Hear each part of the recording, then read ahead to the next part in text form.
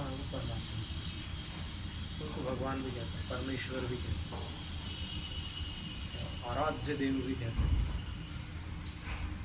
ईश्वर भी कहते हैं। तो वो कौन है ईश्वर? क्या कोई ऐसे ईश्वर है जो शुरू से ईश्वर थे और आगे भी हमेशा ईश्वर रहेंगे?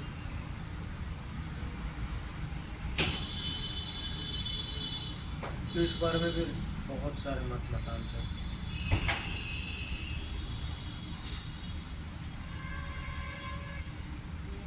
और वो ईश्वर करते क्या है, ये भी प्रश्न है।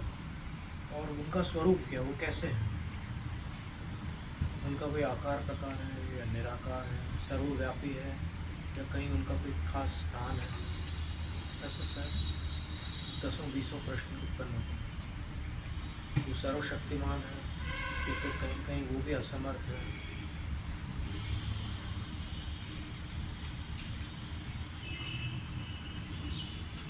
वो दुखी होते हैं या वो हमेशा सुखी रहते हैं? वो दिखाई देते हैं या फिर केवल उनका एहसास किया जा सकता है? ऐसे बहुत सारे प्रश्न उत्पन्न परमात्मा के विषय में।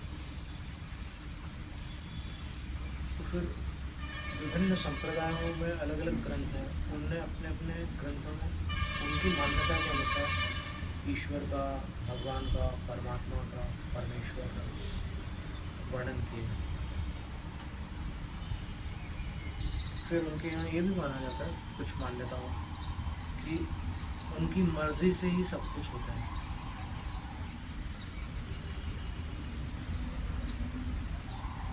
ऊपर वाले की मर्जी, ऐसा बोलते हैं ना, ये क्या चल रहा है, ये कैसे चल रहा है, ठीक हुए कि नहीं, ऊपर वाले की मर्जी है। और कुछ लोग बोलते हैं कि वो मेहरबान हो जाए तो सब अच्छा हो जाए। उनकी मर्जी के, उनकी इच्छा के बिना एक पत्ता भी नहीं हिल सकता, ऐसी मान्यता है। फिर कुछ गीतकारों ने ऐसे गीत भी लिखे हैं। गीता का ज्ञान करके एक गीत है कि कर्म किए जो फल की इच्छा मत करके इंसान, जैसे कर्म करेगा वैसा फल देगा भगवान। ये है गीता का ज्ञान, ये है गीता। तो ऐसी इतनी सारी मान्यता है आपके सामने। अब आपको क्या करना है, ये किसी और के हाथ में नहीं, वो सिर्फ आप तय करेंगे कि आपको क्या करना है। मान लो आपको किसी कर्म ने यहाँ पैदा किया जहाँ अपन जिनेंद्र भगवान को माना, फिर इसको जब आप पढ़ते हैं, जैन धर्म के ग्रंथों को, जैन दर्शन शास्त्र को, जैन सिद्धांत को, जैन न्याय को, जैन अध्यात्म, तो फिर आपको how and why, where, when, what, who, इन सभी प्रश्नों के उत्तर आपको यहाँ मिलते हैं। और इतने प्रश्नों के उत्तर अन्य कहीं नहीं मिलते।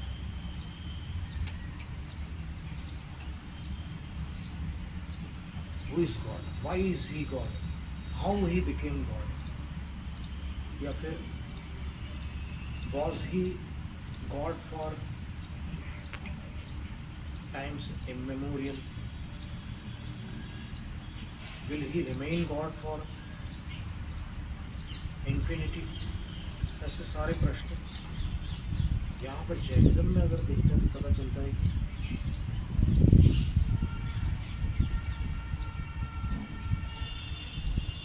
आत्मा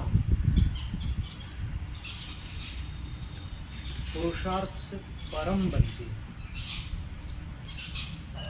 कोई अनादि परमात्मा नहीं,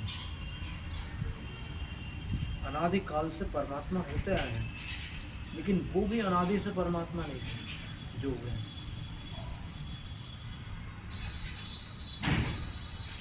तो कैसे हुआ जाता है? तो जो हुए हैं उन्हीं से पूछते हैं। तो कौन हुए हैं? अपने 24 तीर्थंकर हुए हैं, और भी बहुत से हुए, श्री राम, हनुमान, ये भी परमात्मा हैं जैनिज़्म के अनुसार। और जैनिज़्म के अनुसार चूँकि अनादि परमात्मा कोई नहीं है, फिर राम, हनुमान आदि भी अनादि परमात्मा है।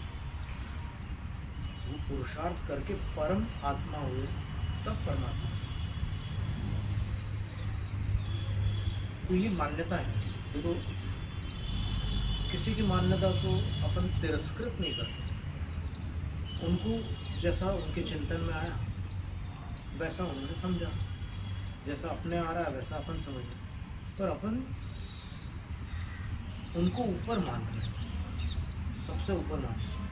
वहाँ पर क्या है कि वहाँ पर भगवान से फरियाद की जा सकती है कि आप क्यों मेरे पर इतना जुल्म कर रहे हो, ऐसा कहा जा सकता है वहाँ पर भगवान। और कई लोग कह भी चुके हैं, और कई बार अलग अलग तरह से भक्ति में कितनी प्रकार की चीज़ें बोली जाती है भगवान से। मैं आपसे नाराज़ हूँ, अगर 3 महीने में मेरा काम नहीं हुआ तो मैं फिर कुछ भी कर लूँगा। अगर आप सचमुच हैं तो फिर कुछ करो, अगर कुछ किया तो मैं आना करूँगा मंदिर, नहीं तो मैं तब तक नहीं आऊँगा मंदिर। ऐसे बहुत सारी बातें। तो सब उनकी दृष्टि से, उनकी परिस्थिति से, उनकी पीड़ाओं से निकली हुई बातें हैं। तो फिर अपन किसी को प्रतिक्रिया नहीं देते।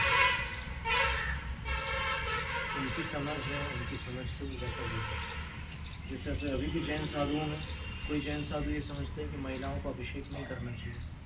उनकी समझ के अनुसार वो निषेध भी करते हैं, और अगर पूरे शास्त्र वो देख लेंगे तो फिर उनको शास्त्रीय समाधान प्राप्त है।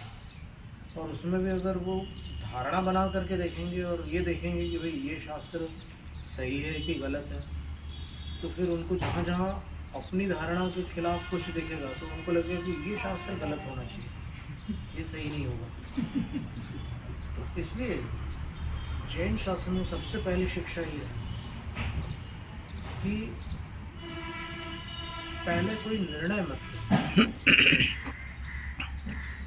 पहले उनका निर्णय क्या है वो देखो।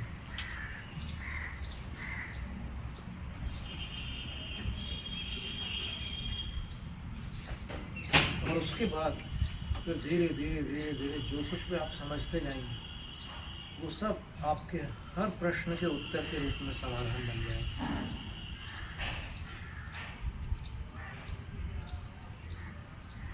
क्योंकि जिन्होंने उस मार्ग को अपनाया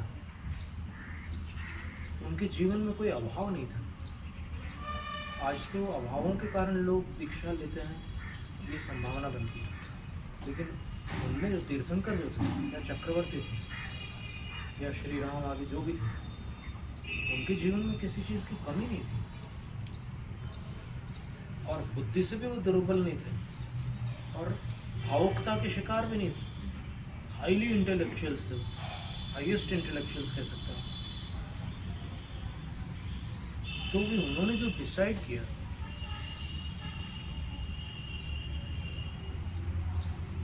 दो सिद्धि तिथैरो चौनाण जिदो भी करई तव यरणम नाउन धवम कुज्जा तव यरणम नाण जुत्तो भी। उनका मोक्ष निश्चित था तीर्थंकर भगवान का।